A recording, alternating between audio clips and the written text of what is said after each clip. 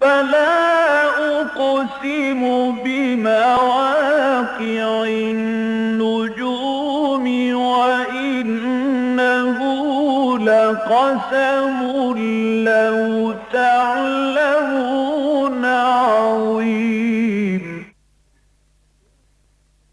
إنه لقرآن كريم في كتاب مكنون لا يمسه إلا المطهرون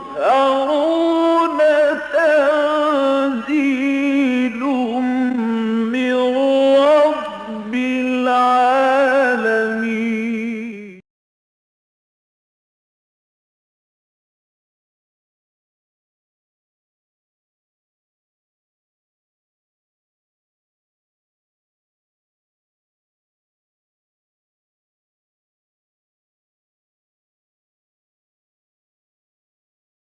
أعوذ بالله من الشيطان الرجيم. بسم الله الرحمن الرحيم. وسيق الذين كفروا إلى جهنم زمرا حتى إذا جاءوها فتحت أبوابها وقال لهم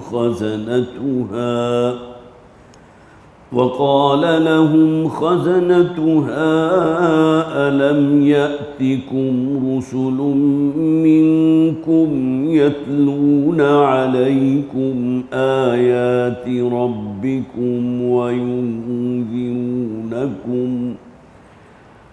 وينذرونكم لقاء يومكم هذا قالوا بلى ولكن حقت كلمة العذاب على الكافرين قيل ادخلوا أبواب جهنم خالدين فيها فبئس مثوى المتكبرين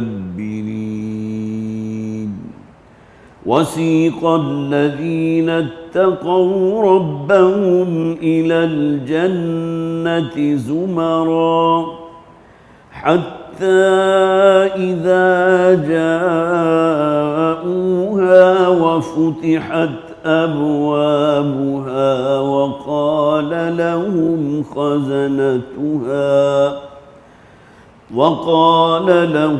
خزنتها سلام عليكم طبتم فادخلوها خالدين وقالوا الحمد لله الذي صدقنا وعده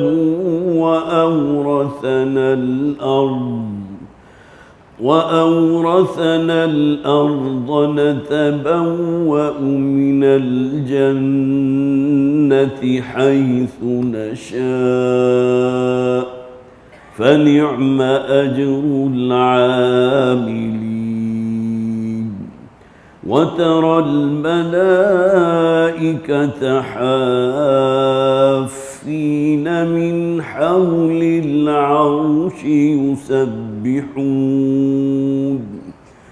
يسبحون بحمد ربهم وقضي بينهم بالحق وقيل الحمد لله رب العالمين.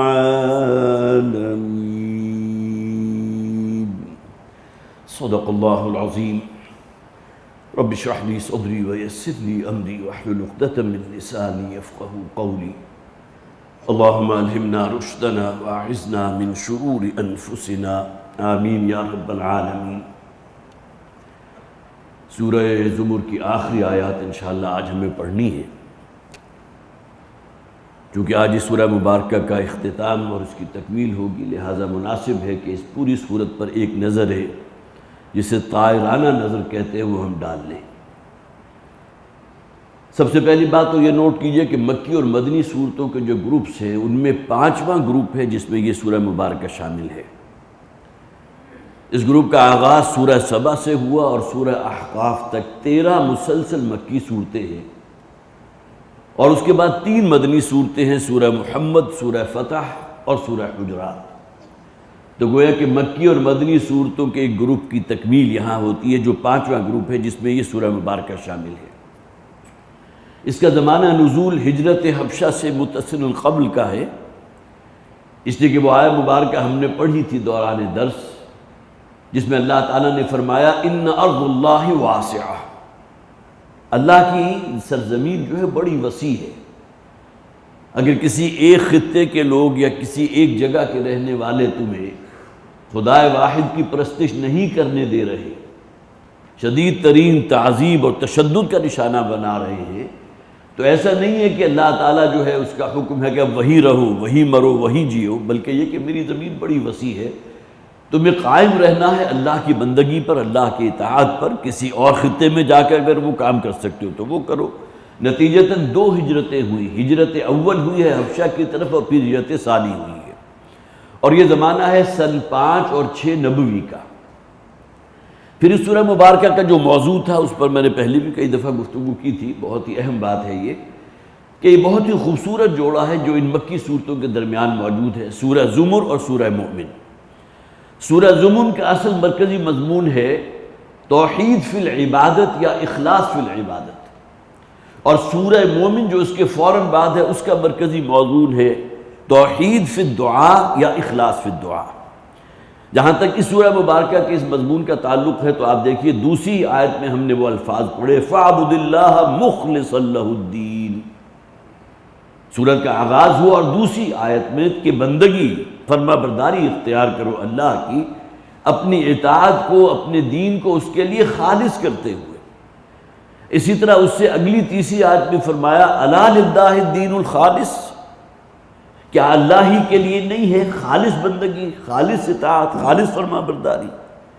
اور اسی طرح پھر 11ویں آیت میں پھر فرمایا قُلْ إِنِّي أُمِرْتُ أَنْ أَعْبُدَ اللَّهَ مُخْلِصًا لَهُ الدِّينَ۔ تیسری مرتبہ آ گیا، گویا کہ ابتدائی رکوع ہی میں آپ دیکھ رہے ہیں کہ ریپیٹڈلی اس مضمون کو بیان کیا گیا، اے نبی آپ کہہ دیجئے مجھے تو میرے رب کا یہ حکم ہے کہ میں اللہ کی بندگی اور اطاعت کروں، مخلصا لہ الدین، اپنی اطاعت اور دین کو اس کے لیے خالص کرتے ہوئے۔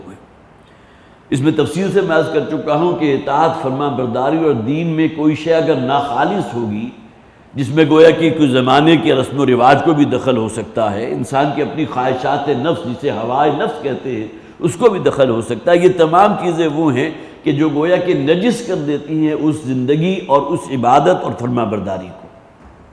اور اس کے بعد 14ویں آیت میں پھر فرمایا قُلِ اللَّهَ أَعْبُدُ مُخْلِصًا لَهُ دِينِي، اے نبی کہہ دیجئے میں تو صرف عبادت اور بندگی اختیار کروں گا اللہ کی، اپنے دین اور اطاعت کو اس کے لیے خالص کرتے ہوئے۔ تو اخلاص فی العبادت یا توحید فی العبادت، جیسے کہ میں نے عرض کیا کہ یہ مرکزی مضمون ہے سورہ مبارکہ کا۔ اس کے بعد ہجرت کے بارے میں وہ آیت وَأَرْضُ اللَّهِ وَاسِعَةٌ، اللہ کی زمین بڑی وسیع ہے، کہیں بھی ہجرت کر کے جا سکتے، اور مسلمانوں نے اس وقت باہمی مشاورت سے فیصلہ کیا کیا تھا کہ حبشہ کی طرف ہجرت کی تھی، جہاں کا فرما روا نجاشی جو عیسائی تھا۔ اس کے بعد پھر وہ آیت مبارکہ جو بہت ہی خوبصورت ہے فَبَشِّرْ عِبَادِ الَّذِينَ يَسْتَمِعُونَ الْقَوْلَ فَيَتَّبِعُونَ أَحْسَنَهُ۔ اس میں ہماری بھی رہنمائی دی گئی ہے کہ اے نبی صلی اللہ علیہ وسلم آپ خوشخبری سنا دیجئے ان لوگوں کا، عباد کا لفظ آیا، ان بندوں کو جو اللہ ہی کی بندگی پر کاربند ہیں۔ کس بات کی خوشخبری سنا دیجئے؟ اس بات کی خوشخبری سنا دیجئے کہ اللہ تعالیٰ جو ہے ان کو بہت کچھ عطا فرمائے گا۔ فَبَشِّرْ عِبَادِ الَّذِينَ يَسْتَمِعُونَ الْقَوْلَ فَيَتَّبِعُونَ أَحْسَنَهُ، کہ جو بھی اتباع کریں گے اللہ کے اس قول اور ہدایت کی، بہترین طریقے سے پیروی کریں گے، بات کو سنتے ہیں، اس قرآن کی ہدایت کو اخذ کرتے ہیں، ان کی سماعت کرتے ہیں، فَيَتَّبِعُونَ أَحْسَنَهُ، اور اس کے بعد اتباع کرتے ہیں بہترین طریقے پر۔ پھر وہ آیت مبارکہ جس میں اللہ نے اس قرآن کو احسن الحدیث قرار دیا، اللہ نزل احسن الحدیث کتابا متشابہا مثانیہ تقشعر منہ جلود الذین یخشون ربہم، اللہ تعالیٰ ہی ہے کہ جس نے نازل فرمایا ہے اس احسن الکلام کو، احسن الحدیث کو، جو بہترین بات ہے، جو بہترین کلام ہے، بہترین موعظت ہے، کہ جس کے زیر اثر جو شخص بھی اس کو سنتا ہے اس کی کھالیں جو ہیں وہ نرم پڑ جاتی ہیں اور اس کے دل اپنے رب کی طرف جو ہے مائل ہو جاتے ہیں۔ اس کے بعد شرک کی نفی، جیسا کہ میں پہلے بھی عرض کر چکا ہے، جو بھی مکی صورتیں ہیں ان کے اندر خاص طور پر توحید کا اس بات اور شرک کی نفی، یہاں ایک بہت خوبصورت دلیل دی گئی۔ ضرب اللہ مثلا رجلا فیہ شرکاء متشاکسون ورجلا سلما للرجل، یہ آیت نمبر 29 ہے سورہ مبارکہ کی۔ اللہ تعالیٰ فرماتے ہیں کہ اللہ مثال بیان فرماتا ہے ایک شخص کی کہ جس کے کئی آقا ہیں، کئی مالک ہیں، جو مشترک ہے کئی آقاؤں کے مابین۔ بہت سے لوگوں کے نے مل کر جو ہے ایک شخص کو خریدا، ایک غلام بنا لیا۔ اب اس شخص کی جو نفسیاتی کیفیت ہوگی کہ جس کے بہت سے آقا ہیں، بہت سے اس کے مالک ہیں، کوئی ایک شخص جو ہے اسے دائیں کا حکم دیتا ہے تو دوسرا آقا بائیں کا حکم دے رہا ہے، ایک بات سے ایک آقا خوش ہوتا ہے تو دوسرے سے ناراض ہوتا ہے، بجائے اس شخص کے کہ جو صرف ایک ہی آقا اور مالک کا بندہ ہے۔ زمین و آسمان کا فرق۔ آگے فرمایا هل یستویان مثلا، کیا یہ دونوں مثالیں برابر ہو سکتی ہیں؟ ایک وہ غلام جس کے کئی آقا ہوں، کئی مالک ہو، وہ ان میں مشترک ہو، اور ایک وہ غلام اور بندہ جو صرف ایک اللہ، ایک واحد اور قہار اللہ ہی کا نام لینے والا، اسی کی فرما برداری اختیار کرو۔ هل یستویان مثلا، یہ دونوں اشخاص برابر نہیں ہو سکتے۔ یہی معاملہ ہے ایک مشرک کا اور ایک موحد کا۔ الحمدللہ آگے فرمایا، گویا کہ یہ دلیل جو ہے یہ اگر تمہاری سمجھ میں آ گئی تو اللہ کا شکر ہے کہ کم سے کم یہ بات تو واضح ہوئی کہ اللہ کے ساتھ شرک کرنا جو ہے یہ ایک بہت بڑی جسارت ہے۔ جیسا کہ قرآن میں کہا گیا ان الشرک لظلم عظیم، شرک بہت بڑا ظلم، بہت بڑی زیادتی ہے۔ پھر ہم نے پڑھا آیت نمبر 44 کے اندر بڑا سرچنگ کوسچن کیا گیا، وَلَئِن سَأَلْتَهُم مَّنْ خَلَقَ السَّمَاوَاتِ وَالْأَرْضَ لَيَقُولُنَّ اللَّهُ، اے نبی اگر آپ ان سے سوال کریں زمین و آسمان کو کس نے پیدا کیا، یہ لازماً جواب دیں گے اللہ نے۔ حالانکہ مشرک ہیں، کئی دیویوں اور دیوتاؤں کے ماننے والے ہیں، لیکن اس کے باوجود بھی جسے آپ کہتے ہیں نا کہ ان کی فطرت کے اندر ایک توحید کی کچھ نہ کچھ رمق باقی ہے، اس کے علاوہ کوئی جواب وہ اور نہیں دیں گے سوائے اس کے کہ اس کائنات کو، اس زمین و آسمان کو پیدا کیا ایک اللہ نے۔ وَلَئِن سَأَلْتَهُم مَّنْ خَلَقَ السَّمَاوَاتِ وَالْأَرْضَ لَيَقُولُنَّ اللَّهُ، لازماً کہیں گے اللہ نے۔ اس کے بعد ایک تلخ حقیقت بیان کی گئی جو آیت نمبر 49 میں ہم نے پڑھی تھی، فَإِذَا مَسَّ الْإِنسَانَ ضُرٌّ دَعَانَا، یہ انسان کا ایک عجیب معاملہ ہے، جب بھی اسے کوئی تکلیف پہنچتی ہے، کسی مصیبت میں گرفتار ہوتا ہے تو پکارتا ہے صرف اللہ کو، ہمیں پکارتا ہے۔ ثُمَّ إِذَا خَوَّلْنَاهُ نِعْمَةً مِنَّا قَالَ إِنَّمَا أُوتِيتُهُ عَلَىٰ عِلْمٍ، اور جب حالات سازگار ہو جاتے ہیں، اس کے لیے رزق کے دروازے بھی کھول دیے جاتے ہیں، بڑی کشائش ہو جاتی ہے، خوشحالی ہو جاتی ہے، تو بھول جاتا ہے ہمیں۔ مصیبت میں ہمیں پکارا تھا اور جب خوشحالی آ گئی، جب حالات جو ہے بالکل سازگار ہو گئے تو ہمیں بھول گیا، اور اس کے بعد کہنے کیا لگا، انما اوتیتہ علی علم، یہ جو میرے حالات جو اب سدھر گئے ہیں یہ میری اپنی منصوبہ بندی کی بنیاد پر۔ وہ کل کا کل ایٹریبیوٹ انسان اپنی طرف کر رہا ہے کہ یہ میرا علم منصوبے تھے، میری جو ہے پیش بندی تھی، میں نے پہلے سے بھانپ لیا تھا کہ اب جو ہے کسی فلاں شے کا بندہ ہونے والا ہے، لہٰذا یہ چیز میں نے اپنے پاس سٹاک کر لی، تو میں نے اپنے علم کی بنیاد پر اپنے حالات کو سدھارا ہے۔ حالانکہ جب مصیبت میں تھے تو صرف ایک اللہ کو پکارتے تھے۔ یہی ہے کہ جسے آپ قارونیت کہتے ہیں، آج بھی انسان جو ہے، بہت سے لوگ وہ ہیں جو اس طرح کی سوچ رکھنے والے ہیں، جب بھی کوئی مصیبت آتی ہے پکارتے ہیں اللہ کو، فضو دعائن عریض، بڑی لمبی چوڑی دعائیں مانگنے لگتے ہیں، کھڑے ہوئے بھی، بیٹھے ہوئے بھی، لیٹے ہوئے بھی، ہر حال میں پکارتے ہیں اپنے رب کو، اللہ کو، کہ اے پروردگار مجھے اس مصیبت سے، اس تکلیف سے نجات عطا فرما دے۔ لیکن یہ انسان کا المیہ ہے، اکثر و بیشتر 90% وہ ہیں کہ جیسے ہی حالات ٹھیک ہوتے آتے ہیں بھول جاتے ہیں کہ کیا وعدے کیے تھے اللہ سے، حالانکہ وہ جب حالات سخت تھے تو کیسی کیسی باتیں انہوں نے کی، اپنا تجزیہ بھی کیا، انالیسس بھی کی کہ ہم نے فلاں شے جو ہے وہ غالباً غلط اختیار کر لی، جس کی وجہ سے اللہ تعالیٰ کی پکڑ ہم پر آئی، اور آئندہ کے لیے بڑے وعدے بھی کیے، لیکن یہ کہ وہ تمام چیزیں جو ہیں پادر ہوا ہو جاتی ہیں۔ اور اس کے بعد پھر وہ آخری آیات تھی کہ جس میں فرمایا گیا قُلْ لِعِبَادِيَ الَّذِينَ أَسْرَفُوا عَلَىٰ أَنفُسِهِمْ لَا تَقْنَطُوا مِن رَحْمَتِ اللَّهِ، اے نبی کہہ دیجئے میرے ان بندوں سے جنہوں نے اپنی جانوں کے ساتھ زیادتی کی ہے، ظلم کیا ہے، اللہ کی رحمت سے مایوس نہ ہو۔ ان اللہ یغفر الذنوب جميعا، اللہ تعالیٰ تمام گناہوں کو معاف فرما دے گا۔ لیکن یہاں جو شرط رکھی گئی تھی اگلی آیات کے اندر، وہ تین گویا کہ سہ نکاتی ایک لاہ عمل ہے، اس پر عمل پیرا ہونا لازم ہے۔ انیبوا الی ربکم، انابت اختیار کرو اپنے رب کی طرف، رجوع کرو، توبہ کرو۔ واسلموا لہ، اور اسی کی فرما برداری اختیار کرو، اسی کی اطاعت کرو، اسی کا حکم سر آنکھوں پر مانو۔ اور واتبعوا احسن ما انزل الیکم من ربکم، اور اتباع کرو اس بہترین کلام کا، احسن الحدیث اسی صورت میں ہم نے پڑھا تھا، جو بہترین کلام ہے، بہترین بات ہے، اور اس کی بہترین طریقے سے پیروی کرو، اس کی فرما برداری اختیار کرو، وہ کلام جو اللہ تعالیٰ کی طرف سے تم پر نازل کیا گیا۔ یہ سہ نکاتی ایک لاہ عمل بھی اگلی دو آیات کے اندر دے دیا گیا، اور اس کے ساتھ خوشخبری یہ ہے کہ اللہ تعالیٰ تمام گناہوں کو معاف فرمانے والا ہے۔ مسند احمد کی وہ روایت میں نے آپ کے سامنے رکھی تھی جس میں الفاظ نبی اکرم صلی اللہ علیہ وسلم کے یہ ہیں کہ اگر مجھے یہ آپشن دی جاتی کہ اس دنیا و ما فیہا کی تمام نعمتیں اور خزانے تمہیں دے دیے جائیں، اس کی بجائے میں اس کو زیادہ جو ہے قبول کرتا، آپٹ کرتا اس آیت مبارکہ کو، گویا کہ اس آیت کے نزول سے مجھے اتنی خوشی حاصل ہوئی ہے کہ جتنی دنیا بھر کے خزانے مل جانے پر خوشی حاصل ہوتی، اس سے بھی بڑھ کر خوشی اللہ تعالیٰ کے رسول فرماتے ہیں مجھے حاصل ہوئی۔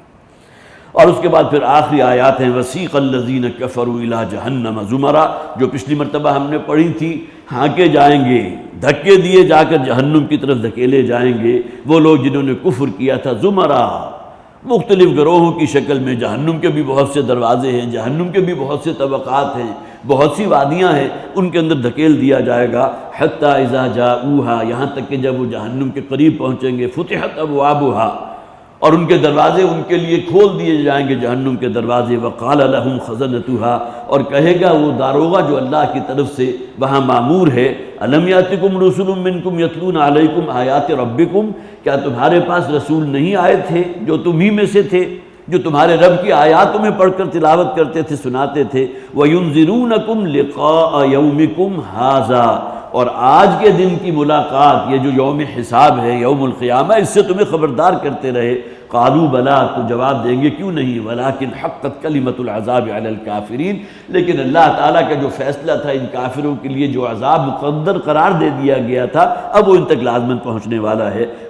قیل ادخلوا ابواب جہنم خالدین فیہا، اور انہیں حکم ہوگا اب جہنم کے دروازوں میں داخل ہو جاؤ، اس میں رہو گے ہمیشہ ہمیش کے لیے۔ فبئس مثوى المتکبرین، اور یہ بہت ہی برا ٹھکانہ ہے ان لوگوں کا جو تکبر کرنے والے ہیں، خواہ وہ شرک ہو، خواہ انسان کا فسق و فجور ہو، ہر شے اصل میں تکبر کا نتیجہ ہے۔ اللہ جو ہمارا خالق اور مالک ہے، اگر اس کا حکم ہم پاؤں تلے روند رہے ہیں اور اپنی خواہشات نفس کی پیروی کر رہے ہیں، تو حقیقتاً یہ ایک تکبر کی ڈائمنشن ہے جو قرآن کہتا ہے۔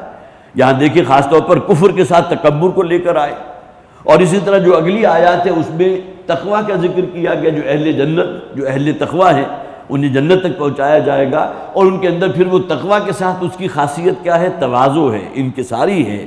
جیسا کہ ہم نے سورہ فرقان میں بھی پڑھا تھا کہ جب بھی ان کا کوئی مخاطبہ ہوتا ہے کسی جاہل سے تو کہتے ہیں سلام، اور وہاں سے سلام کہتے ہوئے رخصت ہو جاتے ہیں۔ اور اس سے پہلے کی آیت وَعِبَادُ الرَّحْمَٰنِ الَّذِينَ يَمْشُونَ عَلَى الْأَرْضِ هَوْنًا وَإِذَا خَاطَبَهُمُ الْجَاهِلُونَ قَالُوا سَلَامًا، اور عباد وہ بندے جو ہیں اللہ کے، وہ تو وہ ہیں اصل میں حقیقی بندے جو زمین میں تواضع اور انکساری اختیار کرنے والے ہیں۔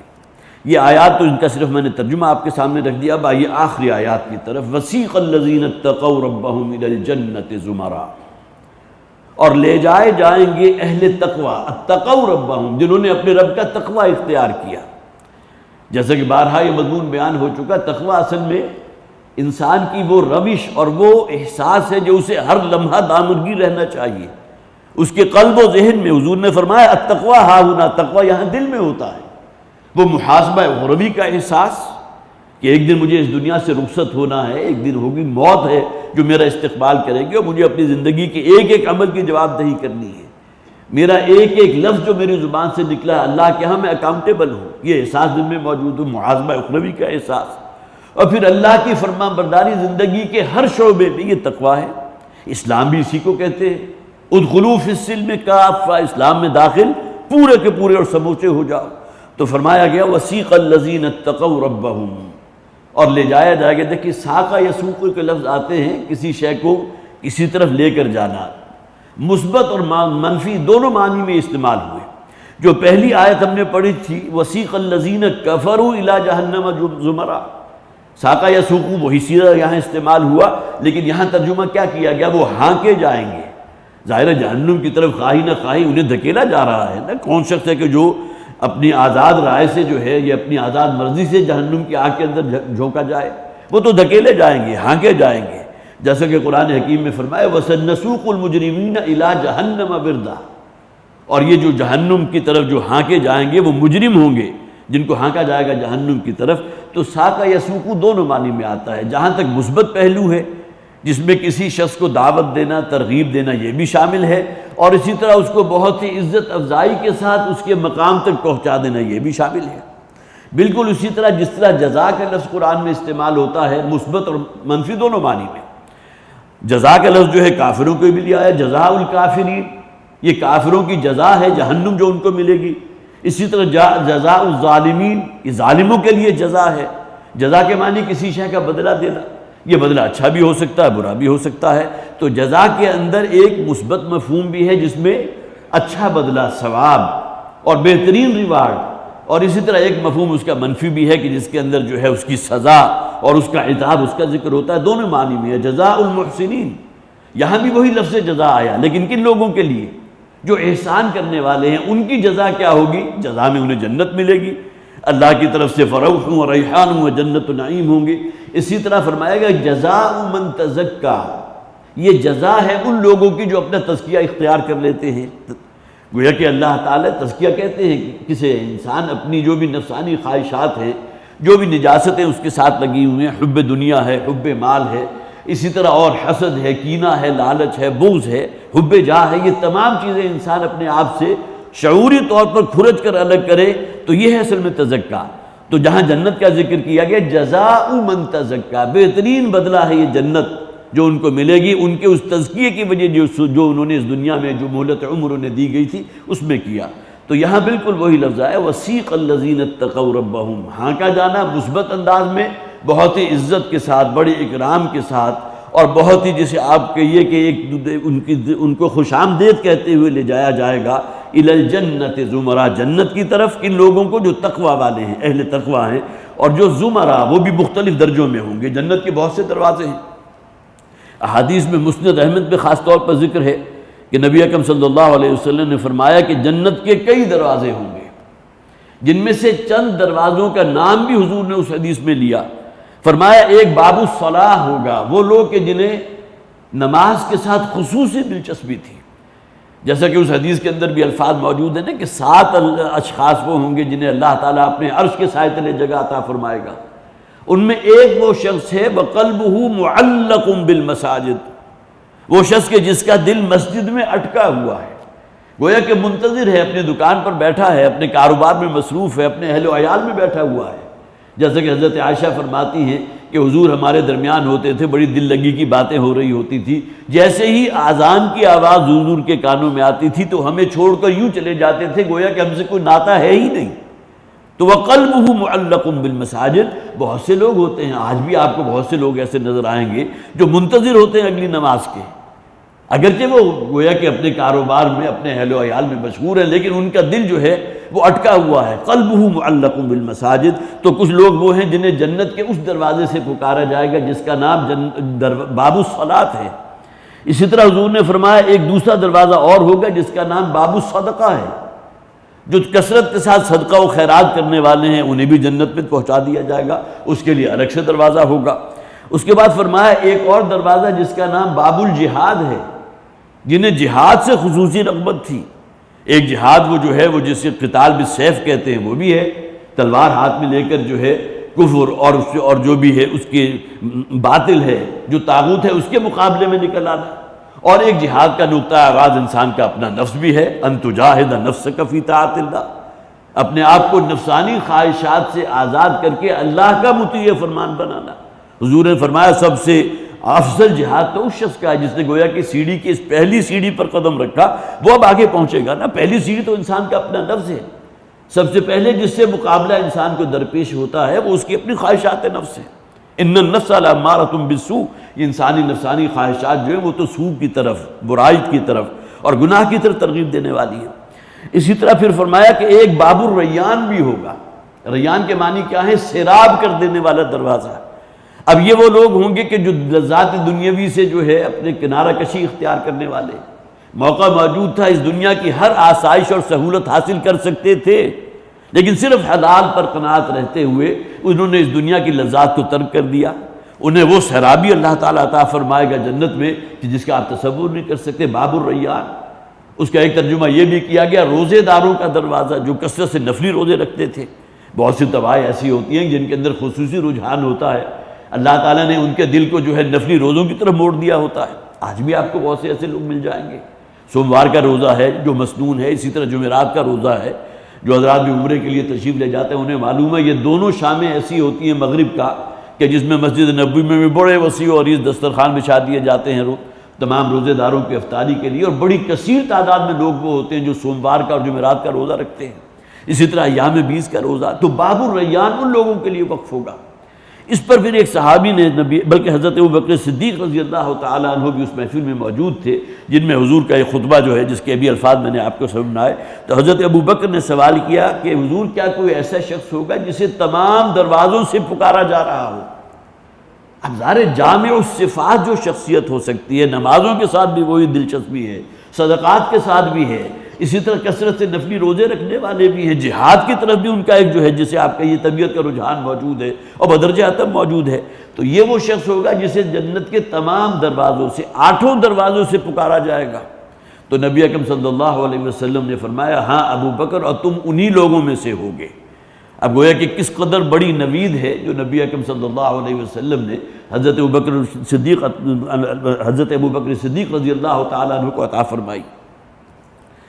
اسی طرح صحیح مسلم کی ایک روایت میں نے یہاں نوٹ کی تھی، حضور نے فرمایا جو شخص مسلمان، مراد مسلمان ہے، ظاہر کافر اور مشرک نہیں، جو بالکل صحیح طریقے سے جو ہے پورے آداب کو ملحوظ خاطر رکھتا ہوا وضو کرے اور اس کے بعد منتظر رہے آذان کی آواز کا، اور جیسے ہی آذان کی آواز اس کے کانوں میں آئے ہر قسم کا کام چھوڑ کر وہ مسجد کی طرف لپک جائے، تو حضور نے فرمایا اس کے لیے جنت کے 8 دروازے کھول دیے جاتے ہیں۔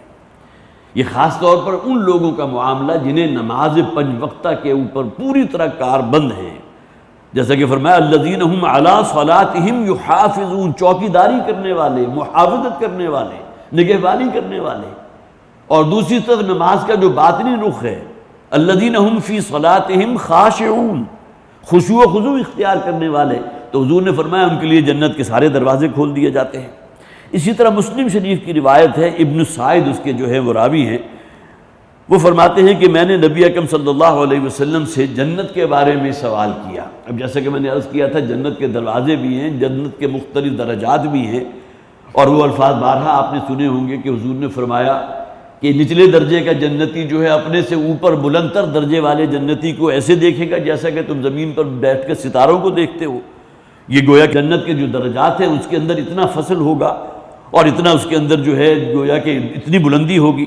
تو ابن سعید نے ایک مرتبہ آپ سے سوال کیا کہ جنت کے بارے میں کہ آپ اس کی کچھ کیفیات بیان کیجئے، تو حضور نے فرمایا کہ اہل جنت جیسے ہی جنت میں داخل ہوں گے تو جنت کے دروازے کے قریب ہی ایک درخت ہوگا جس کی جڑ سے 2 چشمے نکل رہے ہوں گے۔ مسلم شریف کی روایت ہے۔ اہل جنت سب سے پہلے ان میں سے ایک چشمے سے غسل کریں گے جس کی وجہ سے ان کے جسم بالکل پاک صاف، صحت مند، اور ان کی جو بھی صلاحیتیں ہیں پوری طرح جو جوانی کے اندر انسان جوان رہنا ہوتا ہے وہ تمام انہیں حاصل ہو جائیں گی، اور جو جو نعمتیں جن کا وہ تصور کر سکتے ہیں وہ تمام چیزیں ان کو جو ہے فراہم ہو جائیں گی جس کا ہم کر سکتے ہیں۔ صحت ہو بہترین، کسی قسم کا کوئی عارضہ نہ ہو، کوئی بیماری نہ ہو، اور انسان جو ہے اس کی قوت اور توانائی جو ہو وہ بھی اپنے عروج پر ہو، اور جب دوسرے چشمے سے جب وہ غسل کریں گے تو ان کی تمام نجاستیں، جس میں کوئی کمزوری ہے، کوئی ضعف ہے، کوئی بیماری ہے، گویا کہ تمام منفی چیزیں جو ہم قرار دے سکتے ہیں وہ سب کی سب اس سے پاک کر دی جائیں گی، صاف کر دی جائیں گی۔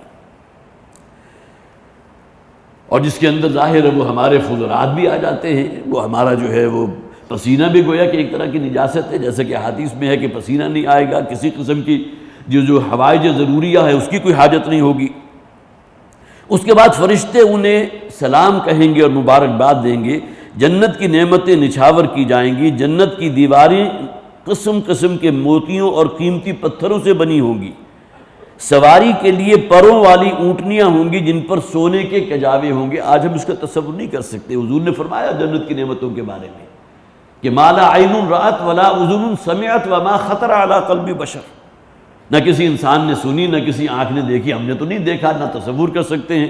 وہ اونٹنیاں کے جس کے اوپر جو ہے سونے کے کجاوے بھی ہوں گے اور ان کے پر بھی ہوں گے، جنت کی فضاؤں میں ان کو جو ہے اپنے سواروں کو لے کر گردش کریں گی۔ یہ تمام جو ہے عالم غیب کی چیزیں ہیں، ہمیں سمجھانے کے لیے قرآن حکیم میں بھی وہ تمام صیغے استعمال کیے گئے۔ حور غلمان کا لفظ بھی آیا، پھر اسی طرح مختلف قسم کے میووں کا ذکر بھی آ گیا، پھر پرندوں کے گوشت کا لفظ بھی آ گیا۔ یہ تمام چیزیں آپ کو قرآن حکیم میں جنت کی نعمتوں کے ضمن میں مل جائیں گی۔ اسی طرح جو احادیث ہیں ان میں بھی ذکر موجود ہے۔ وہ اونٹنیاں ہوں گی جن کے کجاوے سونے کے ہوں گے۔ اس کے بعد وہ اپنے خیموں کا رخ کریں گے، جیسا کہ سورہ رحمان میں فرمایا گیا نا، حور مقصورات فی الخیام، وہ حوریں جو اللہ تعالیٰ نے اہل جنت کے لیے تیار کی ہیں وہ اپنے خیموں میں محصور ہوں گی۔ اور اس حدیث میں بھی ذکر ہے کہ وہ اپنے خیموں کا رخ کریں گے جہاں انتہائی خوبصورت حوریں ان کے منتظر ہوں گی، اور اس جنت میں شراب اور دودھ اور شہد کی نہریں ہوں گی، قسم قسم کے میووں کے درخت ہوں گے۔ اگر کھڑے ہو کر ان کا پھل کھانا چاہیں تو انہیں سہولت حاصل ہوگی، بیٹھے ہوئے ہیں تو ان کی شاخیں جھک جائیں گی۔ اور اس کے بعد پھر حضور نے سورہ دہر کی ان آیات کی تلاوت کی جو میں ابھی آپ کو پڑھ کر سناؤں گا۔ اور یہ جنت کی نعمتوں کا ذکر اس قدر طویل ہے احادیث کے اندر، پھر وہی بات کہ اس کا ہم کسی نہ کسی درجے میں تصور تو کر سکتے ہیں، لیکن نہ کسی آنکھ نے دیکھی ہے، نہ کسی کان نے سنی ہے۔ سورہ دہر کی جو آیات پھر حضور نے تلاوت کی ہیں وہ فرمایا وَجَزَاهُمْ بِمَا صَبَرُوا جَنَّةً وَحَرِيرًا۔ آیت نمبر 12 سے لے کر 22 تک کی آیات ہیں، ان کا بدلہ ہوگا اس جنت میں اس صبر کی وجہ سے، اور وہ جنت باغات ہوں گے وحریرا، اور انہیں پوشاک پہنائی جائے گی ریشمی، متکئین فیہا علی الارائک، وہ سونے کے جڑاؤ تخت ہوں گے، یہاں اگرچہ سونے کا ذکر نہیں ہے لیکن جڑاؤ تخت ہوں گے جن پر بیٹھے ہوں گے تکیے لگا کر، لا یرون فیہا شمس ولا زمہریرا، نہ تو انہیں وہاں دھوپ کی کوئی سختی تنگ کرے گی اور نہ ہی کوئی ٹھر ہوگی، ٹھنڈک ہوگی، وَدَانِيَةً عَلَيْهِمْ ظِلَالُهَا، اور جنت کے درختوں کے پھل جو ہے اس کے سائے ان کے اوپر جھکے ہوں گے، وَذُلِّلَتْ قُطُوفُهَا تَذْلِيلًا، اور پھر یہ کہ اس کے گچھے جو ہوں گے، انگوروں کے گچھے ہیں، پھلوں کے گچھے، وہ ان کی طرف جھک جائیں گے۔ وَيُطَافُ عَلَيْهِمْ بِآنِيَةٍ مِّن فِضَّةٍ، اور ان کے اوپر گردش میں ہوں گے وہ چاندی کے آبخورے لیے ہوئے وہ غلمان، وَأَكْوَابٍ كَانَتْ قَوَارِيرًا، اور آبخورے ہوں گے، جام ہوں گے شیشے کے، قواریر من فضة قدروها تقدیرا، اور وہ جام ہوں گے شیشہ جو چاندی سے بنایا جائے گا۔ گویا کہ جسے آج کل کہہ دیجیے کہ وہ ٹیکنالوجی شاید ابھی ہمیں حاصل نہیں ہے، کرسٹل گلاس تو وجود میں آ چکے ہیں، لیکن چاندی کو اس درجے شفاف کر دیا جائے کہ وہ سی تھرو ہو جائے۔ قواریر من فضة، وہ جام ہوں گے جو چاندی کے بنے ہوں گے، اور قواریر کسے کہتے ہیں جو سی تھرو ہوں، جو گلاس کے بنے ہوئے ہوں۔ اور اسی طرح وَيُسْقَوْنَ فِيهَا كَأْسًا كَانَ مِزَاجُهَا زَنْجَبِيلًا، اور وہاں پلایا جائے گا انہیں وہ مشروب کے جس میں ملونی ہوگی زنجبیل کی، سونٹ کی، عَيْنًا فِيهَا تُسَمَّى سَلْسَبِيلًا، وہ چشمہ ہے کہ جو جاری کر دیا جائے گا ان لوگوں کے لیے۔ اور بھی متعدد آیات پھر حضور نے تلاوت کی ہیں، اور یہ ابن سعید کا سوال تھا جو نبی اکرم صلی اللہ علیہ وسلم سے کیا گیا کہ قوارین من فضة قدروها تقدیرا۔ تو جنت کے مختلف درجات ہیں، زمرہ، مختلف طبقات، مختلف درجات، گروہ در گروہ لوگوں کو جنت کی طرف لے جایا جائے گا، حتی اذا جاؤوها، یہاں تک کہ جب وہ پہنچیں گے، وفتحت ابوابها، اس حال میں کہ اس جنت کے دروازے ان کے لیے آغوش ہوا ہوں گے، کھلے ہوئے ہوں گے۔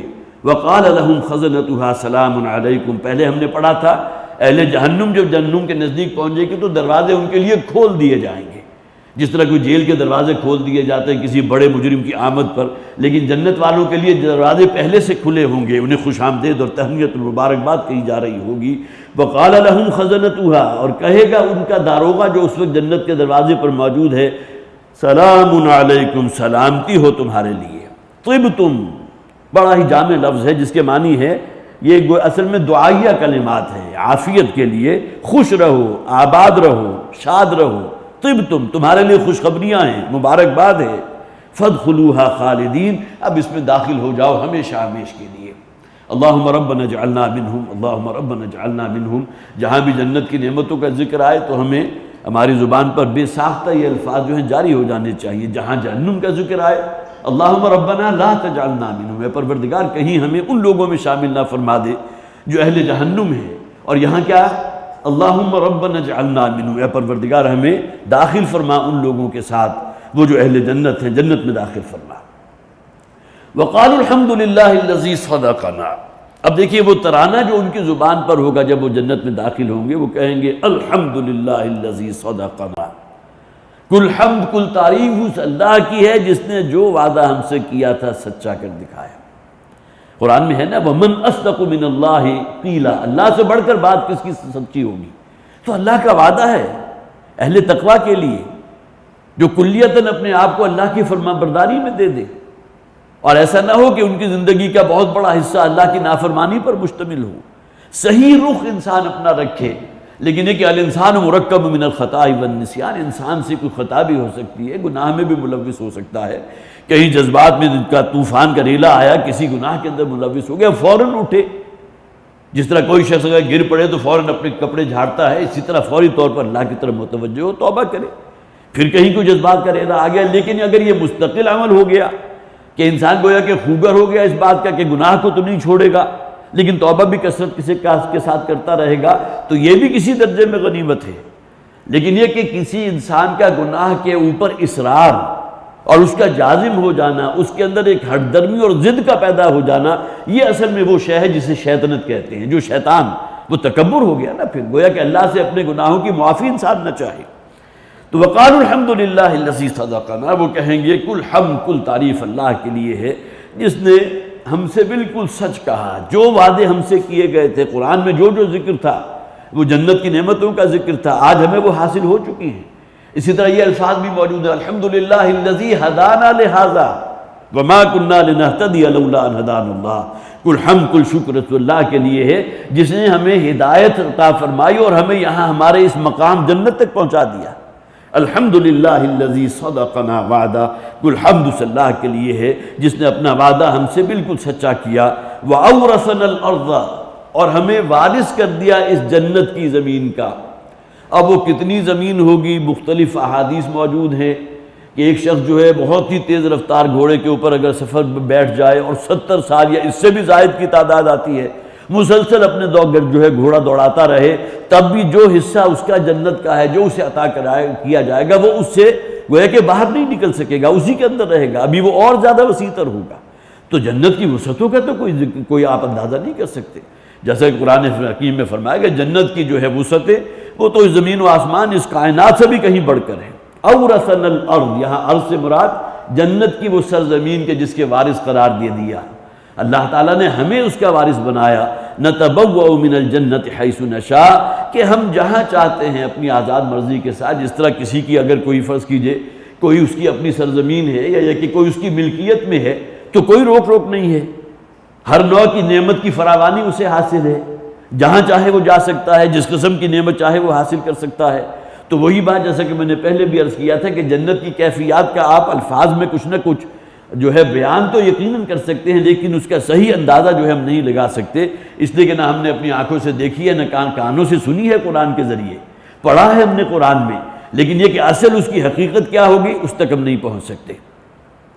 نتبوأ من الجنت حیث نشاء، ہم جہاں چاہیں اپنے لیے جو ہے یہاں اس جنت کی جو سرزمین ہے اپنے لیے ٹھکانہ بنا سکتے ہیں، رہ سکتے ہیں، یہاں کی نعمتوں سے جو ہے مستفید ہو سکتے ہیں۔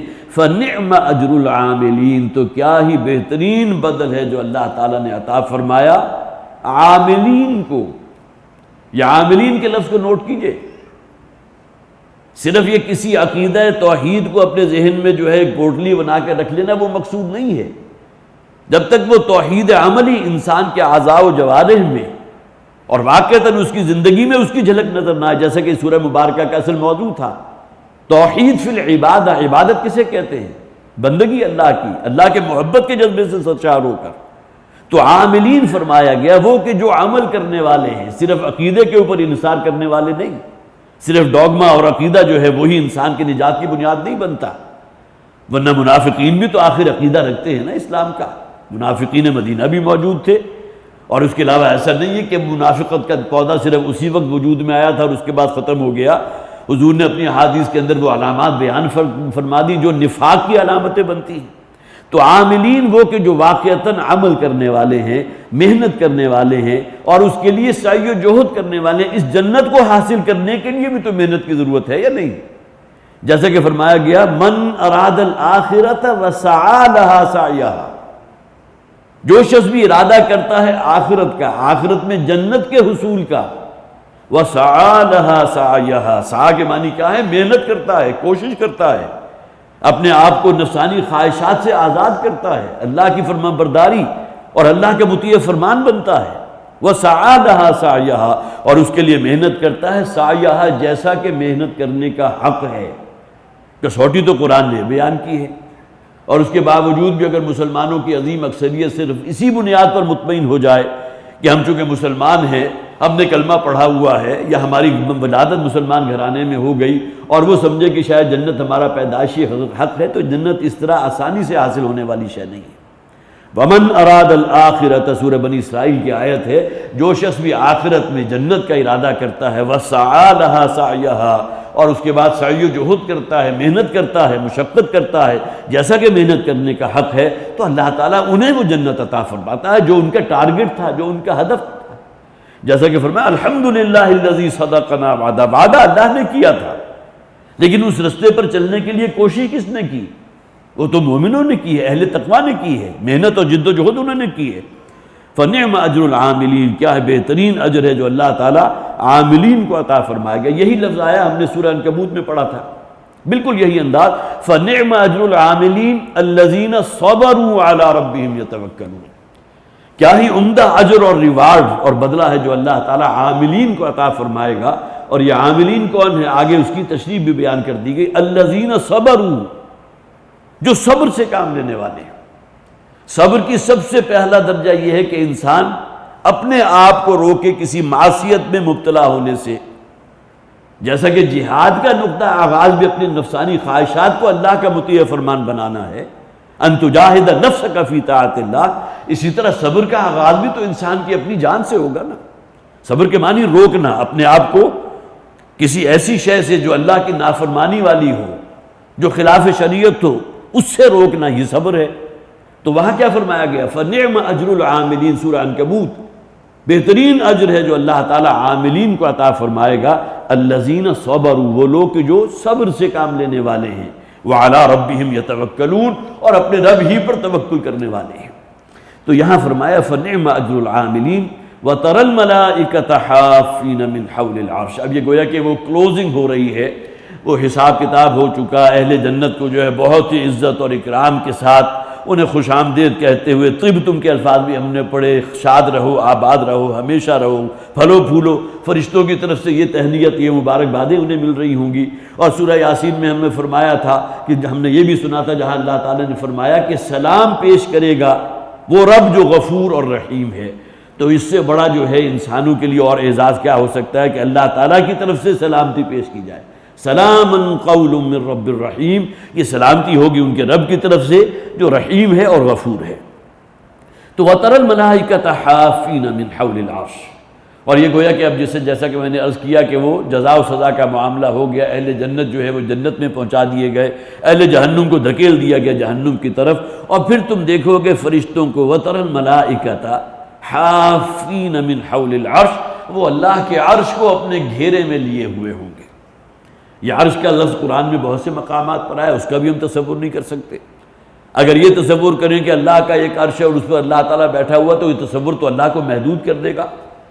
گویا کہ اللہ تعالیٰ بھی کوئی معاذ اللہ ثم معاذ اللہ محدود شے ہے. وہی بات ہے، یہ عالم غیب کی چیزیں ہیں، یہ الفاظ میں تو آ گئی، لیکن یہ کہ اس کا صحیح ادراک ہم نہیں کر سکتے. فرشتے ہوں گے جو گھیرے میں لیے ہوں گے اللہ کے عرش کو. وَتَرَى الْمَلَائِكَةَ حَافِّينَ مِنْ حَوْلِ الْعَرْشِ يُسَبِّحُونَ بِحَمْدِ رَبِّهِمْ، اور وہ اپنے رب کی تسبیح کر رہے ہوں گے اپنے حمد کے ساتھ. گویا کہ یہ پوری کائنات، اس کائنات کی وسعت کا کوئی اندازہ آپ نہیں کر سکتے. آج تو یہ کائنات ہمارے سامنے ہے، لیکن قیامت کے بعد اس کائنات کا نقشہ کیا ہوگا؟ وہ آیت جو ہم نے پڑھی تھی پچھلے ہی درس میں، وَالسَّمَاوَاتُ مَطْوِيَّاتٌ بِيَمِينِهِ وَالْأَرْضُ قَبْضَتُهُ يَوْمَ الْقِيَامَةِ. قیامت کے دن یہ پوری زمین اللہ کی ایک مٹھی میں ہوگی، اور یہ آسمان اور یہ پوری کائنات لپٹی ہوگی اللہ کے دائیں ہاتھ کے گرد. ہم اس کا تصور تو نہیں کر سکتے. تو اس دن معاملہ یوم تبدل الارض غیر الارض، اس دن یہ زمین اس طرح نظر نہیں آئے گی، اسی طرح یہ آسمان، یہ فلک، یہ چاند ستارے یہ نہیں ہوں گے، وہ اور ہی دنیا ہوگی. تو فرمایا کہ فرشتے ہوں گے جو اللہ کے عرش کو اپنے گھیرے میں لیے ہوئے ہوں گے، یسبحون بحمد ربہم، اور اپنے رب کی تسبیح کر رہے ہوں گے اللہ کی حمد کے ساتھ. تسبیح اور حمد قرآن میں بہت سے مقامات پر اکٹھے آئے. فسبح بحمد ربک حین تقوم. اے نبی صلی اللہ علیہ وسلم، جب آپ کھڑے ہوتے ہیں نماز کے لیے تو اللہ کی تسبیح کیجئے بحمد ربک، اپنے رب کی حمد کے ساتھ. اسی طرح وہ الفاظ جو ہیں بارہا میں نے آپ کو حوالہ دیا، اللہ تعالیٰ کرے کہ ان کا ہمیں شعور صحیح معنی میں حاصل ہو، ہماری زبانوں پر جاری رہے. سبحان اللہ و بحمدہ سبحان اللہ العظیم، جس کے بارے میں حدیث کے الفاظ ہیں، یہ دو کلمات اللہ کو بہت محبوب ہیں، سبحان اللہ الحمدللہ. اور اسی طرح پھر یہ ہے کہ وہ میزان میں جو نیکیوں کا پلڑا ہے اس میں بڑے وزنی ہیں، ان کی ادائیگی میں زبان کو کوئی مشقت نہیں کرنی پڑتی، زبان پر بہت سہل ہے، بہت آسان ہے. سبحان اللہ و بحمدہ سبحان اللہ العظیم. تو یہی ترانہ حمد ہے کہ جو فرشتوں کی زبان پر ہوگا. وَتَرَى الْمَلَائِكَةَ حَافِّينَ مِنْ حَوْلِ الْعَرْشِ، اور تم دیکھو گے فرشتوں کو کہ وہ گھیرے ہوئے ہوں گے اپنے رب کے عرش کو. یسبحون بحمد ربہم، اپنے رب کی تسبیح کر رہے ہوں گے اپنے رب کی حمد کے ساتھ. وَقُضِيَ بَيْنَهُمْ بِالْحَقِّ، اور ان کے درمیان فیصلہ کر دیا جائے گا حق اور انصاف کے ساتھ. اور وہ فیصلہ ہوگا انسان کے عمل، اس کی سیرت، اس کے کردار، اس دنیا میں وہ دو نہج اس نے جو اختیار کیا اس کی بنیاد پر. اور یہ مضمون ہم پہلے بھی پڑھ چکے ہیں، جس میں میں نے عرض کیا تھا کہ شفاعت باطلہ کی بالکل نفی ہو جاتی ہے. یہاں بھی دیکھیے وَقُضِيَ بَيْنَهُمْ بِالْحَقِّ، عدل و انصاف کا بول بالا ہوگا، فیصلہ ہوگا، اللہ تعالیٰ کی طرف سے فیصلہ کر دیا جائے گا انصاف کے ساتھ، حق کے ساتھ. اس میں گویا کہ وہ تصورات جو شفاعت باطلہ کے ہمیشہ سے موجود رہے. اور پھر یہ کہ ہمارے ہاں بھی کم سے کم یہ نظریہ تو موجود ہے نا کہ ہر امتی کو جو ہے نبی اکرم صلی اللہ علیہ وسلم کی شفاعت لازماً نصیب ہو جائے گی.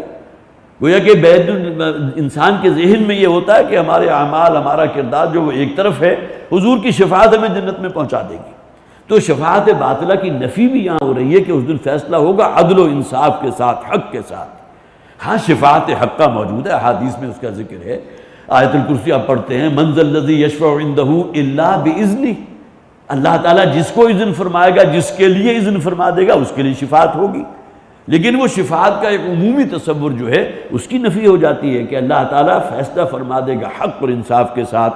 وقیل الحمد للہ رب العالمین، اور اس دن کہا جائے گا، گویا کہ یہ فضا جو ہے اس میں گونج رہی ہوگی یہی آواز، الحمد للہ رب العالمین، کل حمد، کل تعریف اس اللہ کی ہے جو تمام جہانوں کا پروردگار ہے. یہی الفاظ ہیں جس سے اس قرآن کا آغاز ہو رہا ہے. سورہ فاتحہ جو ہماری نماز کی ہر رکعت کا جزو لازم ہے، الحمد للہ رب العالمین الرحمن الرحیم مالک یوم الدین، بہترین دعا بھی ہے اور بہترین ترانہ حمد بھی ہے. تو ان الفاظ پر اس سورہ مبارکہ کا اختتام ہوا. گویا کہ وہ بساط اس دن اللہ تعالیٰ نے اس کائنات کو جس مقصد کے لیے بنایا تھا، تخلیق فرمایا تھا، یہ انسانوں کو اور جنات کو ہم نے پیدا کیا ہماری بندگی کریں، وہ اپنے اپنے نتائج کو پہنچ چکے. اور اس کے بعد پھر یہ ہے کہ یہ جسے آپ کہیے کہ بالکل آخری سین جو ہوتا ہے اس کا کہ فرشتے اپنے رب کے جو ہے اس عرش کو اپنے لیے ہوں گے اپنے گھیرے کے اندر، اور پوری فضا جو ہے وہ گونج رہی ہوگی الحمدللہ رب العالمین. اور یسبحون بحمد ربہم، اللہ تعالی ہمیں واقعتاً ان لوگوں میں پیدا فرمائے، ان لوگوں میں ہمیں شامل فرمائے کہ جن کا ذکر ان آیات کے اندر آیا ہے، جو اہل جنت ہے، اہل تقویٰ ہیں. لیکن یہ کہ ساتھ ہی یہاں میں نے اس بات کا بھی ذکر کر دیا کہ عاملین کے لیے ہے وہ لوگ کہ جو صبر پر کاربند رہتے ہیں، اپنے رب ہی پر توکل کرنے والے ہیں۔ بارک اللہ لی ولکم فی القرآن العظیم ونفعنی وإیاکم بالآیات والذکر الحکیم۔